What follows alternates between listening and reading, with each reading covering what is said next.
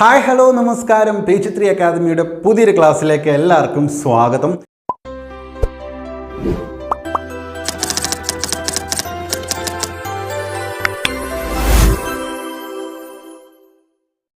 അപ്പോൾ നമ്മൾ ഇപ്പോൾ പഠിക്കാനായിട്ട് പോകുന്നത് കേട്ടിട്ട് കാറ്റഗറി 1, 2, 3 എല്ലാവർക്കും ഉപകരിപ്പിക്കുന്ന രീതിയിലുള്ള മലയാളം പ്രീവിയസ് ക്വസ്റ്റ്യൻ പേപ്പറിൻ്റെ ഡിസ്കഷനാണ് നമ്മൾ ചെയ്യാനായിട്ട് പോകുന്നത്. അപ്പോൾ ഇതിനകത്തുള്ളൊരു പ്രത്യേകത എന്താണെന്ന് വെച്ച് കഴിഞ്ഞാൽ നമ്മൾ മലയാളം എന്ന് പറയുമ്പോൾ ഇപ്പോൾ കാറ്റഗറി 1 ആയാലും 2 ആയാലും 3 ആയാലും ഏകദേശം ചില മാറ്റങ്ങളുണ്ടാവും, വ്യത്യാസങ്ങളുണ്ട് സിലബസിൽ. എന്നാൽ ചില കാര്യങ്ങൾ നമുക്ക് കോമൺ ആയിട്ട് ഉണ്ട് താനും. ഓക്കെ, അപ്പോൾ എന്തായാലും ഈ 3 കാറ്റഗറിക്കും ഉപകരിപ്പെടുന്ന രീതിയിലുള്ള ഒരു സംഭവമാണ് നമ്മൾ ചെയ്യുന്നത്. അപ്പോൾ ഇപ്പോൾ നമ്മളൊരു ക്വസ്റ്റ്യൻ നമ്മൾ ഡിസ്കസ് ചെയ്യാമെന്ന് പറയുന്നത് ആ ക്വസ്റ്റ്യനിലേക്കാണ് നമ്മൾ പിന്നെ കടക്കുന്നത്. അപ്പോൾ അതിന് മുന്നോടിയായിട്ട് നിങ്ങൾ ചെയ്യേണ്ടത്, നമ്മുടെ ചാനൽ ആദ്യമായിട്ടാണ് കാണുന്നതെങ്കിൽ ചാനലൊന്ന് സബ്സ്ക്രൈബ് ചെയ്യുക. അതുപോലെ തന്നെ നിങ്ങളുടെ സുഹൃത്തുക്കൾക്കും ഈ വീഡിയോ ഒന്ന് ഷെയർ ചെയ്ത് കൊടുക്കുക. നമ്മുടെ പുതിയ കേട്ടറ്റിൻ്റെ ബാച്ച് ആരംഭിച്ചിട്ടുണ്ട്. അപ്പോൾ ബാച്ചിൽ ജോയിൻ ചെയ്യാൻ താല്പര്യമുള്ളവർ ചുവടെ കാണുന്ന നമ്പറിൽ വിളിച്ചിട്ട് നിങ്ങൾക്ക് അഡ്മിഷൻ എടുക്കാൻ സാധിക്കുന്നതാണ്. നമുക്ക് ക്ലാസ്സിലേക്ക് കിടക്കാം. നോക്കാം, ക്വസ്റ്റ്യൻ ഇതാണ്: കഥകളിയിലെ സ്ത്രീ വേഷത്തിൻ്റെ പേര് എന്ത് എന്നുള്ളതാണ് ക്വസ്റ്റ്യൻ. കഥകളിയിലെ സ്ത്രീ വേഷത്തിൻ്റെ പേരെന്താണ്? പച്ച, കരി, മിനുക്ക്, താടി. ഓക്കെ, നോക്കുക, ഈ ക്വസ്റ്റ്യൻ കാറ്റഗറി 2 ഡിസംബർ 2017 കഴിഞ്ഞൊരു പരീക്ഷയുടെ പാർട്ട് 2 മലയാളത്തിലുണ്ടായിരുന്ന ഒരു ക്വസ്റ്റ്യൻ പേപ്പറാണ്. ഓക്കെ, ഒരു ക്വസ്റ്റ്യൻ ആണ്. ഓക്കെ, ഏതാണ്? കാറ്റഗറി 2 ഡിസംബർ 2017 നടന്ന കേട്ടറ്റിൻ്റെ എക്സാമിൽ പാർട്ട് 2 മലയാളത്തിലുണ്ടായിരുന്ന ഒരു ക്വസ്റ്റ്യൻ ആണ്. കഥകളിയിലെ സ്ത്രീ വേഷത്തിൻ്റെ പേരെന്ത്? പച്ച, കരി, മിനുക്ക്, താടി. ഏതാണ്? അല്ലേ, സ്ത്രീവേഷം എന്ന് പറയുമ്പോൾ നമുക്ക് പെട്ടെന്ന് കിട്ടും. ഉത്തരം എന്ന് പറയുന്നത് മിനുക്കാണ് കേട്ടോ, മിനുക്കാണ്. അപ്പോൾ കഥകളിയുമായി റിലേറ്റ് ചെയ്തിട്ട് നമുക്ക് ക്വസ്റ്റ്യൻസ് വരുന്നുണ്ട്, പല ക്വസ്റ്റ്യൻ പേപ്പറിലും നമ്മൾ കണ്ടിട്ടുണ്ട്. അപ്പോൾ അതിലെ ഒരു ക്വസ്റ്റ്യനാണ് നമ്മൾ എടുത്തത്, കഥകളിയുമായി റിലേറ്റ് ചെയ്തിട്ട്. അപ്പോൾ നമുക്ക് എന്തായാലും ഈ ഒരു ക്വസ്റ്റ്യനിൽ കഥകളിയുടെ ആ വേഷത്തെക്കുറിച്ച് ചോദിച്ചത് കൊണ്ട് തന്നെ ബാക്കി പച്ച, കരി, താടി ഇവയൊക്കെ എന്താണ്, ഇതിൻ്റെ പ്രത്യേകതകളെ കുറിച്ചിട്ടൊക്കെ നമുക്ക് എന്ത് ചെയ്യാം, ജസ്റ്റ് ഒന്ന് ഈ ഒരു ക്വസ്റ്റ്യൻ റിലേറ്റഡ് ആയിട്ട് നമുക്കൊന്ന് ഡിസ്കസ് ചെയ്തിട്ട് പോവാം. ഓക്കെ, അപ്പോൾ ഇങ്ങനെ ഒരു ചോദ്യം വന്നതുകൊണ്ടും കഥകളി റിലേറ്റഡ് ആയിട്ട് വന്നതുകൊണ്ടും നമുക്ക് എന്ത് ചെയ്യാം, അതിലേക്ക് പോകാമെങ്കിൽ കഥകളിയിലെ വേഷങ്ങളിലേക്ക് നമുക്ക് കിടക്കാം. കഥകളിയിലെ വേഷങ്ങൾ എന്ന് പറയുമ്പോൾ നമുക്കറിയാം, പച്ച, കത്തി, താടി, കരി, മിനുക്ക് തുടങ്ങിയവയാണ് എന്താണ് കഥകളിയിലെ വേഷങ്ങൾ എന്നറിയപ്പെടുന്നത്. അതിൽ ഈ പച്ച എന്താണ് എന്ന് നോക്കുകയാണെന്നുണ്ടെങ്കിൽ, പച്ച സ്വാത്വിക കഥാപാത്രങ്ങളെ പ്രതിനിധീകരിക്കുന്ന വീരനായകന്മാരുടെ വേഷങ്ങളാണ് ഏത്? പച്ച എന്ന് പറഞ്ഞ് നിങ്ങൾക്ക് ഇവിടെ കാണാം. പച്ച, അല്ലെങ്കിൽ നിങ്ങൾ കഥകളി എന്ന് പറയുമ്പോൾ നിങ്ങളുടെ മൈൻഡിലേക്ക് വരുന്ന, നിങ്ങളുടെ മനസ്സിലേക്ക് വരുന്ന ഒരു പിക്ചർ എന്ന് പറയുന്ന ഇത്തരത്തിലൊരു പച്ച കളറിലൊക്കെ അല്ലേ വേഷം ചെയ്തിട്ടുള്ള ഒരു രൂപമായിരിക്കും നിങ്ങളുടെ മനസ്സിലേക്ക് വരിക അല്ലേ. കാരണം നോക്കുക, അതെന്താണ്? സ്വാത്വിക കഥാപാത്രത്തെ പ്രതിനിധീകരിക്കുന്ന വീരനായകന്മാരുടെ വേഷങ്ങളാണ് എന്ത്? ഈ പച്ച എന്ന് പറയുന്നത്. ഇവിടെ ശ്രദ്ധിക്കുക, ഏതാണ്? ശ്രീകൃഷ്ണൻ അല്ലേ, ശ്രീകൃഷ്ണൻ അല്ലേ, ശ്രീകൃഷ്ണനായിട്ട് കഥകളിയിൽ ശ്രീകൃഷ്ണന്റെ കഥാപാത്രത്തെ അവതരിപ്പിക്കുമ്പോൾ ഏതായിരിക്കും വേഷം? പച്ചയായിരിക്കും എന്നുള്ളതാണ് അല്ലേ. പച്ച അഥവാ നോക്കൂ, മുഖത്ത് നിങ്ങൾക്ക് കാണാം, പച്ച കളർ കാണാം അല്ലേ. അതുപോലെ തന്നെ ശ്രീരാമൻ, പാണ്ഡവർ, നളൻ, ഇന്ദ്രൻ, കർണൻ തുടങ്ങിയ എന്താണ് ഇത്തരത്തിലുള്ള വീരനായകന്മാരുടെ വേഷങ്ങളെ ഏതാണ് പ്രതിനിധീകരിക്കുന്നത്? പച്ചയാണ് എന്ത് അത്തരത്തിൽ പ്രതിനിധീകരിക്കുന്നത്. അപ്പോൾ നമ്മൾ മിനുക്കാണ്, സ്ത്രീ വേഷത്തുമായി ബന്ധപ്പെട്ട ഒരു ചോദ്യമാണ് ഉണ്ടായിരുന്നത്.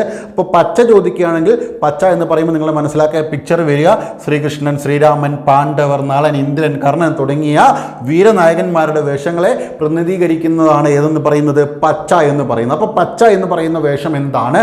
ഏത് ആളുകളെയാണ്, അല്ലെ ഏത് കഥാപാത്രത്തെയാണ് അത് പ്രതിനിധീകരിക്കുന്നത് എന്നതിനെ പറ്റിയിട്ട് നിങ്ങൾക്കൊരു ഐഡിയ കിട്ടിയല്ലോ അല്ലേ. കാണാതെ പഠിക്കുമെന്ന് വേണ്ട, ജസ്റ്റ് മനസ്സിലാക്കി വെച്ചാൽ മാത്രം മതി. ഓക്കെ, ഇനി അടുത്ത നോക്കൂ, കത്തി. കത്തിയെക്കുറിച്ച് നോക്കുകയാണെന്നുണ്ടെങ്കിൽ കത്തിയിലെ നിങ്ങൾക്ക് അവിടെ കാണാം, നിങ്ങൾ ഇതേപോലെ ഇതേ സിമിലാരിറ്റിയിൽ വേറൊരു പിക്ചർ നിങ്ങൾക്ക് വരും. ഓക്കെ, അത് നിങ്ങൾക്ക് എന്താ, നമ്മൾ കൂടുതൽ ഡീപ്പായിട്ട് പിക്ചറിലേക്കൊന്നും പോകണ്ട, നിങ്ങൾ ഇവിടെ ഇത്രയും മനസ്സിലാക്കി വെച്ചാൽ മതി. കത്തി ദുഷ്ട കഥാപാത്രത്തെ പ്രതിനിധീകരിക്കുന്ന വേഷമാണ് കത്തി. ഓക്കെ, അപ്പോൾ നമ്മൾ ഇവിടെ പച്ച പഠിച്ചത് വീരനായകന്മാരുടെ വേഷങ്ങളാണ് അല്ലേ, വീരനായകന്മാരുടെ വേഷങ്ങളാണ്. ഉദാഹരണം നമ്മൾ നോക്കി, ശ്രീകൃഷ്ണൻ, ശ്രീരാമൻ, പാണ്ഡവർ തുടങ്ങിയവരുടെ എന്താണ് വേഷങ്ങളാണ് ഏതെന്ന് പറയുന്നത്? പച്ച പ്രതിനിധീകരിക്കുന്നതെങ്കിൽ ഇവിടെ ദുഷ്ട കഥാപാത്രത്തെ പ്രതിനിധീകരിക്കുന്ന വേഷമാണ് എന്തെന്ന് പറയുന്നത്? കത്തി എന്ന് പറയുന്നത്. ഓക്കെ, ദുഷ്ട കഥാപാത്രങ്ങൾ അല്ലേ. ദുഷ്ട കഥാപാത്രങ്ങൾ എന്ന് പറയുമ്പോൾ നോക്കുക, അവരുടെ കയ്യിൽ എന്താണ്, ഒരു കത്തി, ആയുധമൊക്കെ ഉണ്ടാവില്ലേ, കത്തി ഉണ്ടാവും അല്ലേ. അങ്ങനെ ചിന്തിച്ച് വെച്ചാൽ മതി. ദുഷ്ട കഥാപാത്രത്തെ പ്രതിനിധീകരിക്കുന്ന വേഷമാണ് എന്തെന്ന് പറയുന്നത്? കത്തി എന്ന് പറയുന്നത്. അതിന് ഉദാഹരണം നോക്കുകയാണെങ്കിൽ രാവണൻ, കംസൻ, കീചകൻ, നരകാസുരൻ അല്ലേ. അപ്പോൾ ഇങ്ങനെയുള്ള കഥാപാത്രത്തെ പ്രതിനിധീകരിക്കുന്നതിന് വേണ്ടിയിട്ടുള്ള എന്താണ് വേഷമാണ് കത്തി എന്ന് പറയുന്ന വേഷം അല്ലേ. കത്തി എന്ന് പറയുന്ന വേഷം നിങ്ങളുടെ മനസ്സിലേക്ക് ഇത്രയും കൊണ്ടുവന്നാൽ മതി. കത്തി എന്ന് കേൾക്കുമ്പോൾ ദുഷ്ട കഥാപാത്രത്തെ പ്രതിനിധീകരിക്കുന്ന വേഷമാണ് കത്തി എന്നത് മാത്രം. അപ്പോൾ പച്ച എന്താണെന്നും കത്തി എന്താണെന്ന് നിങ്ങൾക്കൊരു ഐഡിയ കിട്ടിയില്ലേ? കഥകളിയിലെ പച്ച, കത്തി എന്നിവയെക്കുറിച്ച് നിങ്ങൾക്കൊരു ധാരണ കിട്ടിയില്ലേ? ക്ലിയർ ആയില്ലേ? ഇനി നമുക്ക് അടുത്തത് നോക്കുകയാണെന്നുണ്ടെങ്കിൽ കരി. ഓക്കെ, കരി എന്താണെന്ന് നോക്കുകയാണെന്നുണ്ടെങ്കിൽ രാക്ഷസ സ്വഭാവമുള്ള കഥാപാത്രത്തെ പ്രതിനിധീകരിക്കുന്ന വേഷമാണ് കരി എന്ന് പറയുന്നത്. രാക്ഷസം അല്ലേ? കരി എന്ന് പറയുമ്പോൾ നമുക്കറിയാം ഒരു കറുത്ത കളർ അല്ലേ? കറുത്ത എന്നുള്ള രീതിയിലേക്കല്ലേ കരി അല്ലേ? രാക്ഷസ സ്വഭാവമുള്ള കഥാപാത്രത്തെ പ്രതിനിധീകരിക്കുന്ന വേഷമാണ് കരി എന്ന് പറയുന്നത്. അപ്പം നിങ്ങളുടെ മനസ്സിലേക്ക് കരി എന്ന് പറയുന്ന ഒരു വേഷം കഥകളിയിൽ വരുന്ന സമയത്ത് നിങ്ങൾ എന്താണെന്നോ നോക്കൂ, ശൂർപ്പണഖ, അതുപോലെ തന്നെ സിംഹിക, ഇത്തരത്തിൽ എന്താണ് രാക്ഷസ സ്വഭാവമുള്ള കഥാപാത്രത്തെ പ്രതിനിധീകരിക്കുന്നതിന് വേണ്ടിയിട്ടാണ് കരി എന്ന് പറയുന്ന ആ ഒരു വേഷം അല്ലേ ഉപയോഗിക്കുന്നത്, കഥകളിയിൽ വരുന്നത്. ഓക്കെ, ആ ഒരു കഥാപാത്രം വരുന്ന കരി എന്ന് പറയുന്ന ഒരു വേഷം കഥാപാത്രമായിട്ട് വരുന്ന, അപ്പോൾ ആ കഥാപാത്രം ഒന്നില്ലെങ്കിൽ ശൂർപ്പണഖ, സിംഹിക തുടങ്ങിയ രാക്ഷസ സ്വഭാവമുള്ള കഥാപാത്രമായിരിക്കാം എന്ന് നമ്മൾ മനസ്സിലാക്കി വെച്ചാൽ മതി അല്ലേ? അപ്പോൾ നമ്മുടെ ക്വസ്റ്റ്യൻ വരികയാണ്, രാക്ഷസ സ്വഭാവമുള്ള കഥാപാത്രത്തെ പ്രതിനിധീകരിക്കുന്ന വേഷം ഏതാണ്? കത്തി, കരി, മിനുക്ക്. പച്ചാന്ന് തന്നു കഴിഞ്ഞാൽ നമുക്ക് എന്ത് എഴുതാൻ പറ്റണം? കരിയാണ് എന്ന് നമുക്ക് അറിയാനായിട്ട് സാധിക്കണം. ഇനി അടുത്തത് നമ്മൾ നോക്കാനായിട്ട് പോകുന്നത് താടി. ഓക്കെ, ഈ താടി പഠിക്കുന്ന സമയത്ത് പ്രധാനമായിട്ടും 3 തരത്തിലുള്ള താടി വേഷങ്ങളുണ്ട് എന്ന് നമ്മൾ മനസ്സിലാക്കി വെക്കണം. ഓക്കെ, താടി പഠിക്കുന്ന സമയത്ത് പ്രധാനമായിട്ടും 3 തരത്തിലുള്ള താടി വേഷങ്ങളുണ്ട് എന്ന് നമ്മൾ മനസ്സിലാക്കി വെക്കണം. അതിൽ ഒന്ന് വെളുത്ത താടി, 2 ചുവന്ന താടി, 3 കറുത്ത താടി. ഇതെന്തൊക്കെയാണെന്നുള്ളത് നമുക്ക് പറഞ്ഞു തരാം. അപ്പോൾ താടി എന്താണ്? 3 തരത്തിലുണ്ട് വേഷങ്ങൾ. താടി വേഷങ്ങൾ തന്നെ 3 തരത്തിലുണ്ട്. ഒന്ന് വെളുത്ത താടി, ചുവന്ന താടി, കറുത്ത താടി. ഈ ചുവന്ന താടി ഒന്ന് നോട്ട് ചെയ്ത് വെച്ചോ. ഓക്കെ, കൺഫ്യൂഷൻ വരാതിരിക്കാൻ വേണ്ടിയിട്ടാണ്. ഓക്കെ, വെളുത്ത താടി, ചുവന്ന താടി, കറുത്ത താടി എന്നുള്ള 3 താടി വേഷങ്ങളുണ്ട്. അതിൽ നമ്മൾ വെളുത്ത താടി എന്താണ് എന്ന് നോക്കുകയാണെന്നുണ്ടെങ്കിൽ മനുഷ്യാതീതമായ കഴിവുകളുള്ള ഏതാണ്? ഹനുമാനെ പോലെയുള്ള കഥാപാത്രത്തെ അവതരിപ്പിക്കുന്ന വേഷമാണ് വെള്ളത്താടി. നോക്കൂ, ഇവിടെ വെള്ളത്താടി നിങ്ങൾക്ക് കാണാം അല്ലേ? ഈ ഒരു താടി ഇതാണ് ഉദ്ദേശിക്കുന്നത്, അത്രയേ ഉള്ളൂ. താടി അല്ലേ? വെളുത്ത താടി ഇവിടെ ഉണ്ട്, ഇവിടെ ചുവന്ന താടിയുണ്ട്, ഇവിടെ എന്താണ് കറുത്ത താടിയുണ്ട് അല്ലേ? അപ്പോൾ ഈ വെളുത്ത താടി കൊണ്ട് ഉദ്ദേശിക്കുന്നത് എന്താണെന്ന് വെച്ച് കഴിഞ്ഞാൽ വെളുത്ത താടി മനുഷ്യാതീതമായ കഴിവുകളുള്ള ആരെപ്പോലെ? ഹനുമാനെ പോലെയുള്ള കഥാപാത്രത്തെ അവതരിപ്പിക്കുന്ന വേഷമാണ് വെളുത്ത താടി അല്ലെങ്കിൽ വെള്ളത്താടി എന്ന് പറയുന്നത്. ഇനി നമുക്ക് ചുവന്ന താടിയിലേക്ക് വരുമ്പോൾ അവിടെ നിങ്ങൾക്കൊരു കൺഫ്യൂഷൻ വരാം. അത്രയും കൺഫ്യൂഷൻ ഒന്നും അടിക്കേണ്ട, ജസ്റ്റ് മനസ്സിലാക്കി വെച്ചാൽ മതി. ദുഷ്ട കഥാപാത്രങ്ങളെ അവതരിപ്പിക്കുന്ന വേഷമാണ് ചുവന്ന താടി. ദുഷ്ട കഥാപാത്രങ്ങളെ അവതരിപ്പിക്കുന്ന വേഷമാണ് ചുവന്ന താടി എന്ന് പറയുന്നത്. ഓക്കെ, ഈ ഒരു ചുവന്ന താടി കണ്ടില്ലേ? ഈ ഒരു സിമിലാരിറ്റി നിങ്ങൾക്ക് എവിടെ കിട്ടുമെന്ന് വെച്ച് കഴിഞ്ഞാൽ നോക്ക്, കത്തിയിലെ ദുഷ്ട കഥാപാത്രത്തെ പ്രതിനിധീകരിക്കുന്ന വേഷമാണ് കത്തിയിലെ. അപ്പോൾ ഒരുപാട് നമ്മൾ ഡീപ്പിലേക്ക് കഥകളിയിലേക്കൊന്നും പോയില്ല, ജസ്റ്റ് വേഷങ്ങളൊന്ന് മനസ്സിലാക്കി വെക്കാൻ. അപ്പോൾ കത്തി ദുഷ്ട കഥാപാത്രങ്ങളെ പ്രതിനിധീകരിക്കുന്നത് തന്നെയാണ്. ഇനി താടിയിലും എന്തുതന്നെയാണ്? ചുവന്ന താടി ഏതാണ്? ദുഷ്ട കഥാപാത്രങ്ങളെ അവതരിപ്പിക്കുന്ന വേഷം തന്നെയാണ് ചുവന്ന താടി. ഓക്കെ, അത് ജസ്റ്റ് ഒന്ന് മനസ്സിലാക്കി വെച്ചാൽ മതി. ഇനി കറുത്ത താടി എന്താണ്? കറുത്ത താടി വേടന്മാരും നായാട്ടുകാരുമായിട്ടുള്ള കഥാപാത്രങ്ങളെ സൂചിപ്പിക്കുന്ന വേഷമാണ് കറുത്ത താടി. ഓക്കെ, വെളുത്ത താടി, ചുവന്ന താടി, കറുത്ത താടി. അപ്പോൾ താടിയിൽ 3 എണ്ണം ഉണ്ടെന്ന് മനസ്സിലായില്ലേ? അതിൽ വെളുത്ത താടി നമുക്കറിയാം ഹനുമാനെ പോലുള്ള വേഷങ്ങളാണ്, മനുഷ്യാതീതമായിട്ടുള്ള കഴിവുള്ള ആളുകളുടെ അല്ലേ? ഹനുമാനെ പോലുള്ള ആളുകളുടെ കഥാപാത്രങ്ങളെ സൃഷ്ടിക്കുന്നതിന് വേണ്ടി അല്ലെങ്കിൽ അത്തരത്തിലുള്ള കഥാപാത്രങ്ങളെ പ്രതിനിധീകരിക്കുന്നതിന് വേണ്ടിയിട്ടാണ് വെളുത്ത താടിയെങ്കിൽ ചുവന്ന താടി ദുഷ്ട കഥാപാത്രങ്ങളാണ് അല്ലേ? അതുപോലെ തന്നെ കറുത്ത താടി വേടന്മാരും നായാട്ടുകാരും അല്ലേ? അതുപോലെ തന്നെ നായാട്ടുകാരുമായിട്ടുള്ള അത്തരത്തിലുള്ള കഥാപാത്രങ്ങളെ സൂചിപ്പിക്കാൻ വേണ്ടിയിട്ടാണ് കറുത്ത താടി. അപ്പോൾ താടി നിങ്ങൾക്ക് മനസ്സിലായല്ലോ. ഇനി നമ്മളിപ്പോൾ പറഞ്ഞ പോലെ മിനുക്ക് അല്ലേ? മിനുക്ക് നോക്കൂ, സ്ത്രീവേഷം അല്ലേ? സ്ത്രീവേഷമാണ്. അതുപോലെ തന്നെ മുനിമാരെയും അതും കൂടെ നിങ്ങൾ മനസ്സിലാക്കുക. നമ്മുടെ ക്വസ്റ്റ്യനിലുണ്ടായിരുന്ന സ്ത്രീകളെ പ്രതിനിധീകരിക്കുന്ന അല്ലെങ്കിൽ സ്ത്രീകളെ സൂചിപ്പിക്കുന്ന വേഷം ഏതെന്ന് ചോദിച്ചു നമുക്ക് മിനുക്ക് അറിയാം. അതേ മിനുക്ക് തന്നെയാണ് മുനിമാരെയും പ്രതിനിധീകരിക്കുന്നത്. ഓക്കെ, അപ്പോൾ മിനുക്ക് എന്ന് പറയുന്നത് സ്ത്രീകളെയും മുനിമാരെയും പ്രതിനിധീകരിക്കുന്ന വേഷമാണ്. സ്ത്രീകളെയും മുനിമാരെയും പ്രതിനിധീകരിക്കുന്ന വേഷമാണ് മിനുക്ക് എന്ന് പറയുന്നത്. അപ്പോൾ ഈ ഒരു ഐഡിയ കിട്ടിയില്ല എന്തൊക്കെയാണെന്നുള്ളതിൽ പച്ച എന്താണെന്ന് മനസ്സിലായി, കത്തി എന്താണെന്ന് മനസ്സിലായി അല്ലേ? താടി എന്താണെന്ന് മനസ്സിലായി, കരി എന്താണെന്ന് മനസ്സിലായി, മിനുക്ക് എന്താണെന്ന് മനസ്സിലായി. ക്ലിയർ ആയില്ലേ?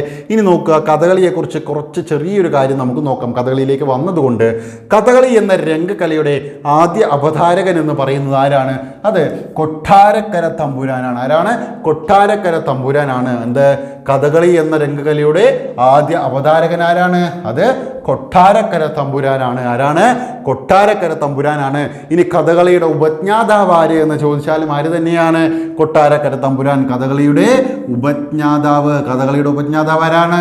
കൊട്ടാരക്കര തമ്പുരാനാണ്. ഇനി ചിലപ്പോൾ ഇവിടെ നോക്കുക നിങ്ങൾ, ഈ കൊട്ടാരക്കര തമ്പുരാൻ കഥകളി മ്യൂസിയം, ഇത് അല്ലേ കൊട്ടാരക്കര തമ്പുരാൻ കഥകളി മ്യൂസിയം എവിടെ സ്ഥിതി ചെയ്യുന്നു? ജില്ല ഏത്? കൊല്ലം ജില്ല അല്ലേ, കൊട്ടാരക്കരയിൽ തന്നെയാണ് കൊല്ലം ജില്ല. കൊട്ടാരക്കര തമ്പുരാൻ കഥകളി മ്യൂസിയം സ്ഥിതി ചെയ്യുന്നത് എവിടെയാണ്? കൊല്ലം ജില്ലയിലാണ്. കഥകളിയുടെ ഉപജ്ഞാതാവാണ് അദ്ദേഹം. അതുപോലെ തന്നെ കഥകളി എന്ന രംഗകലയുടെ ആദ്യ അവതാരകൻ കൂടിയാണ് കൊട്ടാരക്കര തമ്പുരാൻ എന്ന് അറിയപ്പെടുന്നത്. ഇനി നോക്കുക, മറ്റൊരു കാര്യം നോക്കുക, കഥകളിക്ക് ആധുനിക കാലത്ത് സംഭാവനകൾ നൽകിയ മലയാള സാഹിത്യകാരനായിരുന്നു വള്ളത്തോൾ. ഓക്കെ, അത് നിങ്ങൾ മനസ്സിലാക്കണം. അതിലൊരു കാര്യമുണ്ട്, കഥകളിക്ക് ആധുനിക കാലത്ത് സംഭാവനകൾ നൽകിയ മലയാള സാഹിത്യകാരനായിരുന്നു വള്ളത്തോൾ. ദേശീയ കഥകളി ദിനമായിട്ട് ആചരിക്കുന്നത് എപ്പോഴാണ്? ഒക്ടോബർ 16 വള്ളത്തോളിൻ്റെ ജന്മദിനം. വള്ളത്തോളിൻ്റെ ജന്മദിനം. ഓക്കെ, ഈ വള്ളത്തോളുമായിട്ട് കണക്ട് ചെയ്തിട്ടാണ് നമ്മൾ എന്ത് ദേശീയ കഥകളി ദിനം പറയുന്നത്. ഇപ്പോൾ ദേശീയ കഥകളി ദിനം എപ്പോഴാണ്? ഒക്ടോബർ 16 ദേശീയ കഥകളി ദിനം എപ്പോഴാണ്? ഒക്ടോബർ 16 വള്ളത്തോളിൻ്റെ ജന്മദിനമാണ്. ആ ഒക്ടോബർ 16 പ്രത്യേകത എന്താണ്? വള്ളത്തോളിൻ്റെ ജന്മദിനമാണ് ഒക്ടോബർ 16. ആ ഒക്ടോബർ 16 ദേശീയ കഥകളി ദിനമായിട്ട് ആചരിക്കുന്നത് എന്ന് കൂടി മനസ്സിലാക്കി വെക്കുക.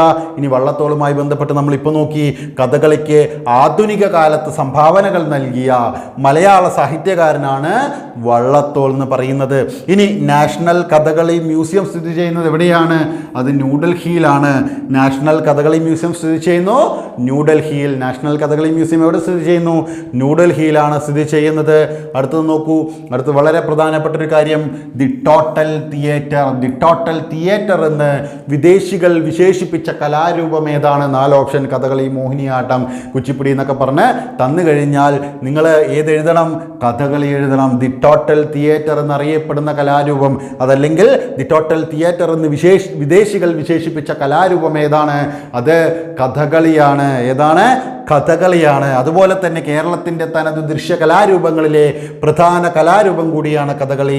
അതുപോലെ പേരന്വർത്ഥമാക്കും വിധം കളിയിലൂടെ കഥ വ്യക്തമാക്കുന്നതാണ് കഥകളിയുടെ രീതി. നമുക്കറിയാം അല്ലേ, കളിയിലൂടെയാണ് കഥകൾ പറഞ്ഞു പോകുന്നത് അല്ലേ. അതാണ് ഓരോ വേഷങ്ങൾ വരുന്നതും ആ വേഷം ആരൊക്കെയാണെന്ന് സൂചിപ്പിക്കുന്നതൊക്കെ നമ്മളിവിടെ പറഞ്ഞു അല്ലേ. പക്ഷേ ഇന്നത്തെ തലമുറയ്ക്ക് ഇതൊക്കെ ആസ്വദിക്കുന്നുണ്ടോ? ക്ഷേത്രങ്ങളിലെ കഥകളിൽ നിന്നൊന്നും നമുക്കറിയില്ല. നമുക്കൊരു മാർക്കിന് വേണ്ടിയിട്ടാണ് നമ്മളിവിടെ ക്ലാസ്സിൽ ഇത്തരം കാര്യങ്ങൾ പറയുന്നത്. ഓക്കെ, അപ്പോൾ എന്താണ് നമുക്ക് കഥകളിയുടെ ആദ്യകാല രൂപം അറിയപ്പെട്ടിരുന്നൊരു പേരുണ്ട്, അതുകൂടി ഒന്ന് മനസ്സിലാക്കി വെക്കുക. അത് രാമനാട്ടം എന്നറിയപ്പെട്ടിരുന്നു. എന്താണ്? രാമനാട്ടം എന്നറിയപ്പെട്ടിരുന്നു. കഥകളിയുടെ ആദ്യകാല രൂപമാണ് രാമനാട്ടം എന്നറിയപ്പെട്ടിരുന്നത്. പിന്നീട് രാമനാട്ടത്തിൻ്റെ പരിഷ്കൃത രൂപമാണ് നമ്മളിപ്പോൾ പറയുന്ന കഥകളി. നമ്മളിപ്പോൾ പറയുന്നത് കഥകളി. അപ്പം നമ്മളോട് ചോദിക്കുകയാണ്, കഥകളിയുടെ ആദ്യകാല രൂപം അല്ലേ എന്തായിരുന്നു? അത് രാമനാട്ടം എന്നായിരുന്നു. പിന്നീട് അതിനെ പരിഷ്കൃത രൂപമായി കഥകളിയായി അല്ലേ, കഥകളിയിലേക്ക് മാറി എന്നുള്ളതാണ്. കാര്യങ്ങൾ പിടിയിട്ടില്ലേ? ക്ലിയർ? അടുത്തത് നോക്കൂ. അടുത്തത് കഥകളിയിലെ മുദ്രകൾക്ക് അടിസ്ഥാനമായൊരു ഗ്രന്ഥമുണ്ട്. നമ്മളല്ലേ കഥകളിയിൽ ഓരോ മുദ്രകളുണ്ട് അല്ലേ. ആ മുദ്രകൾക്ക് അടിസ്ഥാനമായിട്ടുള്ള ഒരു ഗ്രന്ഥമുണ്ട്. ആ ഗ്രന്ഥമാണ് ഹസ്തലക്ഷണ ദീപിക. ഏതാണ്? ഹസ്തലക്ഷണ ദീപിക എന്ന് പറയുന്നത്. എന്ത്? കഥകളിയിലെ മുദ്രകൾക്ക് അല്ലേ, മുദ്രകൾക്ക് അടിസ്ഥാനമായിട്ടുള്ള ഗ്രന്ഥം. നമുക്ക് ആ ഗ്രന്ഥം ചോദിക്കുകയാണെങ്കിൽ കഥകളിയിലെ മുദ്രകൾക്ക് അടിസ്ഥാനമായിട്ടുള്ള ഗ്രന്ഥം അല്ലേ, ആ പേരിൽ തന്നെയുണ്ട്, ആ ഗ്രന്ഥത്തിൻ്റെ പേരിൽ തന്നെയുണ്ട് ഹസ്തലക്ഷണ ദീപിക. ഏത്? ഹസ്തലക്ഷണ ദീപിക അല്ലേ. പിന്നെയോ ഈ ഹസ്തലക്ഷണ ദീപികയിൽ പരാമർശിച്ചിരിക്കുന്ന മുദ്രകളുടെ എണ്ണം എത്രയാണ്? അത് 24 മുദ്രകൾ അല്ലേ. 24 മുദ്രകൾ. നമുക്ക് നവരസത്തെക്കുറിച്ചൊക്കെ അറിയാലോ, നമ്മൾ അതിലേക്ക് പോകുന്നില്ല. അതുകൊണ്ടാണ് ഇത് പറഞ്ഞു തന്നത്. ഹസ്തലക്ഷണ ദീപികയിൽ പരാമർശിച്ചിരിക്കുന്ന മുദ്രയുടെ എണ്ണം എത്രയാണ്? അത് 24 മുദ്രകളാണ്. കഥകളിയിലെ മുദ്രകൾക്ക് അടിസ്ഥാനമായിട്ടില്ലേ മുദ്രകളെ പറ്റി പരാമർശിക്കുന്നല്ലേ, മുദ്രകളെ പറ്റി പറയുന്നത് ഹസ്തലക്ഷണ ദീപികയിലാണെന്ന് മനസ്സിലാക്കുക. കഥകളിയെ ലോക ശ്രദ്ധയിലെത്തിച്ച സ്ഥാപനമാണ് കേരള കലാമണ്ഡലം അല്ലേ. കേരള കലാമണ്ഡലം. അതൊരു ചോദ്യമായിട്ട് വരാം. കഥകളിയെ ലോക ശ്രദ്ധയിലെത്തിച്ച സ്ഥാപനമേത്? കഥകളിയെ ലോക ശ്രദ്ധയിലെത്തിച്ച സ്ഥാപനമേത്? അത് കേരള കലാമണ്ഡലമാണ്. പിന്നെ നോക്കൂ, കഥകളിയിലെ ഭാഷ ഏത് എന്നുള്ള ചോദിക്കാം അല്ലേ. കഥകളിയിലെ ഭാഷ ഏതാണ്? കഥകളിയിലെ ഭാഷ മണിപ്രവാളമാണ്. കഥകളിയിലെ ഭാഷ മണിപ്രവാളമാണ്. ഇനി മണിപ്രവാളം എന്താണ് എന്നറിയാത്തവർക്ക് ഇവിടെ ശ്രദ്ധിക്കുക, സംസ്കൃതവും ഏതാണ്, സംസ്കൃതവും അതുപോലെ തന്നെ മലയാളവും, ഏതൊക്കെ രണ്ടെണ്ണം അല്ലേ, സംസ്കൃതവും മലയാളവും ചേർന്നതാണ് മണിപ്രവാളം എന്ന് നമ്മൾ പഠിച്ചിട്ടുണ്ടല്ലേ. ഓക്കെ, അപ്പോൾ സംസ്കൃതവും മലയാളവും പരസ്പരം വേറിട്ടറിയാൻ കഴിയാത്ത വിധത്തിൽ, അതായത് അത് സംസ്കൃതമാണോ അല്ലെങ്കിൽ മലയാളമാണോ എന്നുള്ളത് വേറിട്ടറിയാൻ കഴിയാത്ത വിധത്തിൽ കലർത്തിയുള്ള കാവ്യരചനാ സമ്പ്രദായമാണ് എന്തെന്നറിയപ്പെടുന്നത്, മണിപ്രവാളം എന്നറിയപ്പെടുന്നത്. എന്താണ് മണിപ്രവാളം എന്ന് മനസ്സിലായില്ലേ? സംസ്കൃതവും മലയാളവും പരസ്പരം വേറിട്ടറിയാൻ കഴിയാത്ത വിധം കലർത്തിയുള്ള കാവ്യരചനാ സമ്പ്രദായമാണ് മണിപ്രവാളം. ഈ മണിപ്രവാളമാണ് ഇത് കഥകളിയിലെ ഭാഷ എന്ന് പറയുന്നത് അല്ലേ. അപ്പോൾ ചിലത് കഥകളിയിലെ ആ ഒരു ഇതൊക്കെ പറയുന്ന സമയത്ത് നമുക്ക് ചിലപ്പോൾ മനസ്സിലാകണമെന്നില്ല അല്ലേ, ചില വാക്കുകൾ ചിലർക്ക് മനസ്സിലാവാറില്ല. അത് മണിപ്രവാളത്തിലായതുകൊണ്ട്. കാരണം എന്താണ്, അതിൽ മൊത്തം മലയാളം വരും, അതുപോലൊപ്പം തന്നെ സംസ്കൃതം ഉണ്ട് എന്നുള്ളതാണ്. ഓക്കെ, ക്ലിയർ ആയില്ലേ? ഇനി വെട്ടത്തു സമ്പ്രദായം, വെട്ടത്തു സമ്പ്രദായം എന്ന് ആദ്യകാലത്ത് അറിയപ്പെട്ടിരുന്ന കലാരൂപം ഏത് എന്ന് ചോദിച്ചാൽ അതും എന്ത് തന്നെയാണ്, കഥകളിയാണ്. വെട്ടത്തു സമ്പ്രദായം, വെട്ടത്തു സമ്പ്രദായം എന്ന് ആദ്യകാലത്ത് അറിയപ്പെട്ടിരുന്ന കലാരൂപം ഏത്, കഥകളി. വെട്ടത്തു സമ്പ്രദായം കഥകളി, വെട്ടത്തു സമ്പ്രദായം കഥകളിയാണ് എന്ന കാര്യം ഓർത്തു വെക്കുക. അടുത്തത് നോക്കുകയാണെങ്കിൽ കഥകളി സംഗീതത്തിൽ ഉപയോഗിക്കുന്ന പ്രധാന വാദ്യോപകരണങ്ങൾ ഏതൊക്കെയാണെന്നുള്ളതാണ്. കഥകളി സംഗീതത്തിന് ഉപയോഗിക്കുന്ന അല്ലേ, അതിലൂടെയൊക്കെ നമ്മൾ കഥകളിയിൽ നമുക്കറിയാലേ പുറകിലെ എന്താണ് കുറേ വാദ്യോപകരണങ്ങൾ ഉണ്ടാവും, അത് വെച്ചിട്ട് ലൈവായിട്ടാണല്ലോ അല്ലേ. ഓക്കെ, അപ്പോൾ അത്തരത്തിൽ കഥകളി സംഗീതത്തിന് ഉപയോഗിക്കുന്ന പ്രധാന വാദ്യോപകരണങ്ങൾ ഏത് എന്ന് നമ്മൾ പഠിച്ചു വെക്കണം. കാരണം അതിന് പ്രാധാന്യമുണ്ട്. കാരണം ചുവടെ തന്നിട്ടുള്ളവയിൽ കഥകളിയിൽ ഉപയോഗിക്കാത്ത വാദ്യം ഏത് എന്ന് ചോദിച്ചു കഴിഞ്ഞാൽ നമുക്കത് പിക്ക് ചെയ്യാനായിട്ട് സാധിക്കണം. ഓക്കെ, അതല്ലെങ്കിൽ ചുവടെ തന്നിട്ടുള്ളവയിൽ കഥകളിയിൽ ഉപയോഗിക്കുന്ന വാദ്യം ഏത്, അങ്ങനെയൊക്കെ നമുക്ക് ചോദ്യം വരാം അല്ലേ. കാരണം ഇപ്പോൾ നമുക്ക് മിനുക്ക് തോന്നിട്ടുള്ളത് അങ്ങനെയല്ലേ അല്ലേ, പച്ച, കത്തി, കരി, താടി, മിനുക്ക്. ഇതിനകത്ത് സ്ത്രീ വേഷങ്ങളെ പ്രതിനിധീകരിക്കുന്നത് ഏതെന്ന് ചോദിച്ചു. ഇനി നമുക്ക് മുനിമാരെ പ്രതിനിധീകരിക്കുന്നത് ഏതെന്ന് ചോദിച്ചാൽ നമുക്ക് മിനുക്ക് പറയാനായിട്ട് സാധിക്കണം. താടി അല്ലേ, താടി എത്ര വിധത്തിലുണ്ട്, ചുവന്ന താടി, വെളുത്ത താടി അല്ലേ, ചുവന്ന താടി ദുഷ്ട കഥാപാത്രങ്ങളെ അല്ലേ, ഇതൊക്കെ നമ്മൾ മനസ്സിലാക്കണം. ജസ്റ്റ് ഒന്ന് മനസ്സിലാക്കി വെച്ചാൽ സിമ്പിളാണ് കേട്ടോ. അത് കഥകളി സംഗീതത്തിന് ഉപയോഗിക്കുന്ന പ്രധാന വാദ്യോപകരണങ്ങൾ നോക്കുക. അതിനകത്ത് ഒന്ന് ചെണ്ട വരുന്നുണ്ട് അല്ലേ, നിങ്ങൾക്ക് ഇവിടെ കാണാം, ചെണ്ട കാണാം. അതുപോലെ തന്നെ മദ്ദളം അല്ലേ, മദ്ദളമുണ്ട്. പിന്നെയോ ഇലത്താളം, ചേങ്ങില, ഇടയ്ക്ക. ഓക്കെ, ഇത്രയും കാര്യങ്ങൾ ഇവിടെ വരുന്നുണ്ട്. ഇലത്താളം, ചേങ്ങില, ഇടയ്ക്ക തുടങ്ങിയവയാണ് വാദ്യോപകരണങ്ങൾ, കഥകളിയിൽ ഉപയോഗിക്കുന്ന വാദ്യോപകരണങ്ങൾ. ചെണ്ട, ശുദ്ധമദ്ദളം അല്ലേ, അല്ലെങ്കിൽ മദ്ദളം, ഇലത്താളം, ചേങ്ങില, ഇടയ്ക്ക എന്നിവയൊക്കെയാണ് ഇതിൽ ഉപയോഗിക്കുന്നത്. ഇനി അതിൽ മറ്റൊരു കാര്യം എടുത്ത് ചോദിക്കുകയാണെങ്കിൽ കഥകളിയിലെ അസുരവാദ്യം ഏത് എന്ന് ചോദിച്ചാൽ കഥകളിയിൽ ഉപയോഗിക്കുന്ന വാദ്യോപകരണങ്ങളിലെ അസുരവാദ്യം എന്നറിയപ്പെടുന്ന വാദ്യം ഏതാണ്, അത് ചെണ്ടയാണ്. അത് ചെണ്ടയാണ് എന്ന് മനസ്സിലാക്കി വെക്കണം. കഥകളിയിലെ അസുരവാദ്യം ഏത് എന്ന് ചോദിച്ചാൽ ചെണ്ടയാണ്. ഏതൊക്കെ വാദ്യോപകരണങ്ങളാണ് കഥകളിയിൽ ഉപയോഗിക്കുന്നത് എന്ന് ചോദിച്ചു കഴിഞ്ഞാൽ ചെണ്ടയുണ്ട്, മദ്ദളമുണ്ട്, ഇലത്താളം, ചേങ്ങില, ഇടയ്ക്ക എന്നിവയാണ് ഉപയോഗിക്കുന്നത് എന്ന കാര്യം നിങ്ങൾ ഓർത്തു വെക്കുക. ഇനി അടുത്തത് നമ്മൾ ഈ ഒരു കാര്യം കഥകളി തുടങ്ങുമ്പോൾ അതിനിടയിൽ കുറേ കാര്യങ്ങളുണ്ട്, അതൊന്നും നമ്മൾ പഠിക്കുന്നില്ല. ഇവിടെ കഥകളിയിലെ ആദ്യ ചടങ്ങ് എന്ത് നിങ്ങൾ പഠിച്ചു വെക്കുക. കഥകളിയിലെ ആദ്യ ചടങ്ങ് എന്ന് പറയുന്നത് കേളികൊട്ടാണ്. കഥകളിയിലെ ആദ്യ ചടങ്ങ് എന്താണ്, അത് കേളികൊട്ടാണ്. കഥകളിയിലെ ആദ്യ ചടങ്ങ് എന്ന് പറയുന്നത് എന്താണ് കേളികൊട്ട് എന്ന് വെച്ച് കഴിഞ്ഞാൽ ഇപ്പോൾ കഥകളി നടക്കുന്നുണ്ട് എന്ന് ദേശവാസികളെ അറിയിക്കുന്നതിനുള്ള വാദ്യ പ്രകടനത്തെയാണ് കേളികൊട്ട് എന്ന് പറയുന്നത്. അപ്പോൾ ആ കേളികൊട്ടാണ് കഥകളിയിലെ ആദ്യ ചടങ്ങ് എന്ന് പറയുന്നത്. കഥകളിയിലെ ആദ്യ ചടങ്ങ് എന്ന് പറയുന്നത് എന്താണ്, കേളികൊട്ടാണ്. എന്താണ് കേളികൊട്ട്? കഥകളി നടക്കുന്നുണ്ട് എന്ന് ദേശവാസികളെ അറിയിക്കുന്നതിനുള്ള വാദ്യ പ്രകടനമാണ് കേളികൊട്ട് എന്ന് പറയുന്നത്. അടുത്ത് നോക്കൂ, കഥകളിയിലെ അവസാന ചടങ്ങ് ധനാശി എന്ന് പറയുന്നു. നമ്മളൊരു പറഞ്ഞിട്ടുണ്ടല്ലോ, അതായത് ധനാശി പാടുക എന്ന മലയാള ശൈലിയുടെ അർത്ഥം എന്താണ്? ധനാശി പാടുക എന്ന് വെച്ചാൽ അവസാനിപ്പിക്കുക എന്നല്ലേ അർത്ഥം. ധനാശി പാടുക എന്ന് വെച്ചാൽ അവസാനിപ്പിക്കുക അല്ലേ, നമ്മൾ ആ ശൈലിയിൽ പഠിച്ചിട്ടുണ്ട്. സോ ഇവിടെ നോക്കൂ, കഥകളിയിലെ അവസാന ചടങ്ങ് ധനാശി എന്ന് പറഞ്ഞാൽ കഥകളി അവസാനിക്കുക അല്ലേ, അവസാനിപ്പിക്കുക എന്നുള്ള അർത്ഥത്തിലാണ് അവിടെ ധനാശി എന്ന് പറയുന്നത്. ഈശ്വരസ്തുതി രൂപത്തിലുള്ള നൃത്തമായിരിക്കും അതിവിടെ ഉപയോഗിക്കുക. ഓക്കെ, അപ്പോൾ ഈ ധനാശി എന്ന് പറയുന്ന അല്ലെങ്കിൽ കഥകളിയുടെ അവസാനം അല്ലേ, കഥകളിയുടെ അവസാന ചടങ്ങായിട്ടുള്ള ധനാശിയിൽ എങ്ങനെയാണെന്ന് വെച്ചാൽ കഥകളി അവസാനിപ്പിക്കുകയാണ്. അതായത് കഥകളിയുടെ ഏറ്റവും അവസാനമാണ്. അവിടെ ഈശ്വരസ്തുതി രൂപത്തിലുള്ള നൃത്തമായിരിക്കും ഏറ്റവും അവസാനം ഉണ്ടാകുക എന്നുള്ളതാണ്. അതിനെ ധനാശി എന്നാണ് ആ ചടങ്ങിനെ പറയുന്നത്. സോ കഥകളിയുമായി ബന്ധപ്പെട്ട് നമ്മൾ അവിടെ ആ ഒരു ചോദ്യം കിട്ടി. അതിൽ നിന്ന് നമ്മൾ കഥകളിയിലെ വേഷങ്ങൾ നോക്കി, അതുപോലെ തന്നെ കഥകളിയുമായി ബന്ധപ്പെട്ടിട്ടുള്ള കുറച്ച് പ്രധാനപ്പെട്ട ഫാക്റ്റുകൾ നോക്കി, കഥകളിയിലെ വാദ്യോപകരണങ്ങൾ നോക്കി. ഓക്കെ, കൂടുതൽ ഡീപ്പായിട്ട് നമുക്ക് പോകേണ്ട കാര്യമില്ല. ഇത്രയും കാര്യങ്ങൾ നമ്മളൊന്ന് മനസ്സിലാക്കി വെച്ചാൽ മതി. സോ ഇത് റിലേറ്റ് ചെയ്തിട്ട് നമുക്ക് എവിടെ നിന്ന് എങ്ങനെ ക്വസ്റ്റ്യൻ ചോദിച്ചാലും നമുക്ക് എന്ത് ചെയ്യാനായിട്ട് സാധിക്കും, എഴുതാനായിട്ട് സാധിക്കും. ഓക്കെ, അപ്പോൾ നമ്മൾ ആ കഥകളിയിൽ നിന്ന് സ്റ്റാർട്ട് ചെയ്തു, അതുപോലെ തന്നെ കഥകളിയുടെ അവസാനം വരെ എത്തി. എല്ലാവർക്കും ക്ലാസ് കൃത്യമായിട്ട് മനസ്സിലായിട്ടുണ്ടാവുമെന്ന് വിശ്വസിക്കുന്നു. സോ അടുത്ത ക്ലാസ്സിൽ മറ്റൊരു ടോപ്പിക്കായിട്ട് നമുക്ക് കാണാം. മറ്റ് പ്രീവിയസ് ക്വസ്റ്റ്യൻസ് നമുക്കെടുത്ത് ഡിസ്കസ് ചെയ്യാം, അത് എക്സ്പ്ലെയിൻ ചെയ്ത് ഡിസ്കസ് ചെയ്യാം. അപ്പോൾ എല്ലാവരും നന്നായിട്ട് പഠിക്കുക. Thank you.